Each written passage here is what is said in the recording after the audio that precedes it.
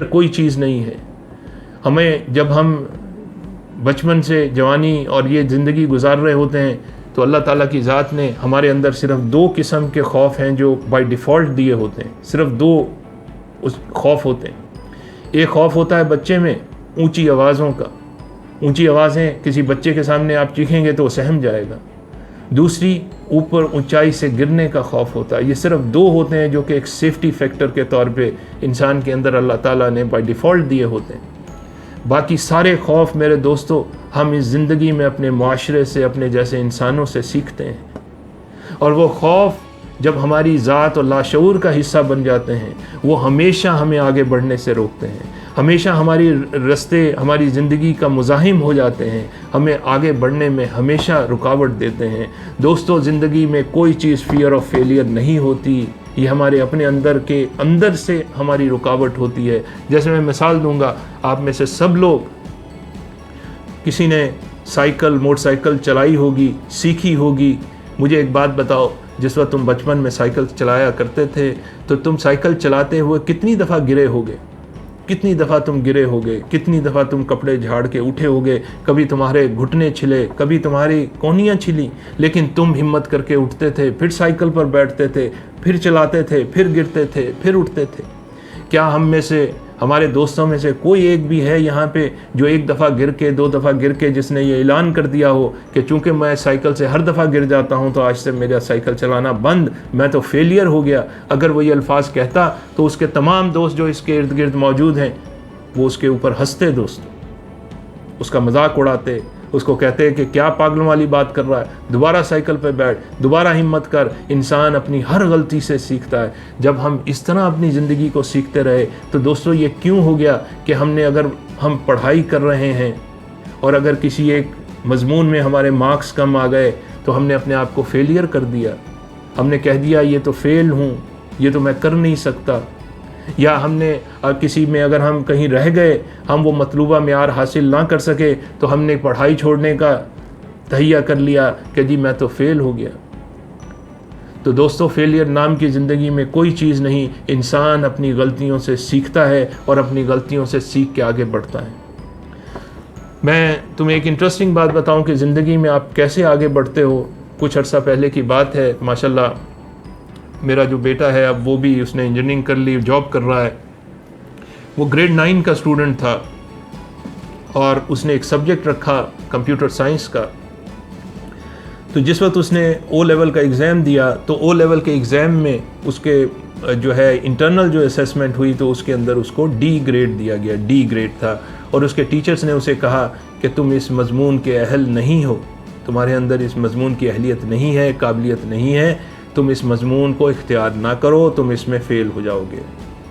तो वो मेरे पास आया तो बहुत परेशान था और उसने मुझे कहा कि डैड, मैं इस एग्ज़ाम को, इस कंप्यूटर साइंस के सब्जेक्ट को मैं ड्रॉप कर रहा हूँ क्योंकि मेरे अंदर इसकी काबिलियत नहीं है।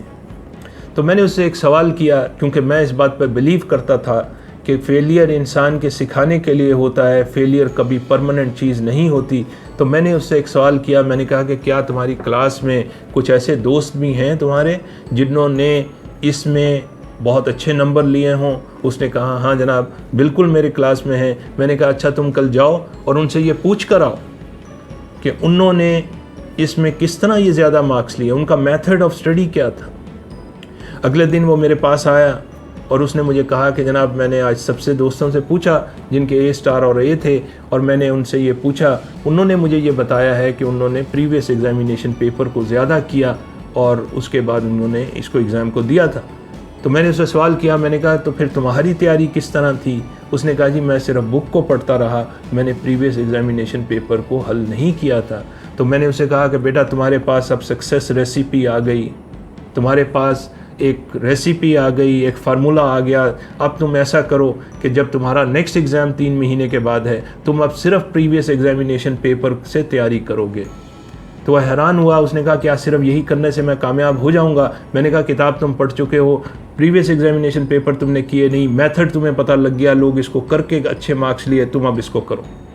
दोस्तों, बाइनिया ऐसा हुआ कि उसने 3 महीने बगैर किसी कोचिंग के सिर्फ उन एग्ज़ामिनेशन पेपर को पढ़ा और जिस वक्त उसने एग्ज़ाम दिया तो उसका अब जो ग्रेड आया वो ए ग्रेड था। जिस वक्त वो वापस आया तो बहुत खुश था, उसने मुझे बताया तो मैं भी बहुत खुश हुआ। तो लेकिन मैंने उसे कहा, मैंने कहा बेटा इस एग्ज़ाम के रिज़ल्ट से ज़्यादा इस बात की खुशी है कि मुझे आज तुमने एक ज़िंदगी का बहुत बड़ा लेसन सीख लिया, बहुत बड़ा लेसन सीख लिया।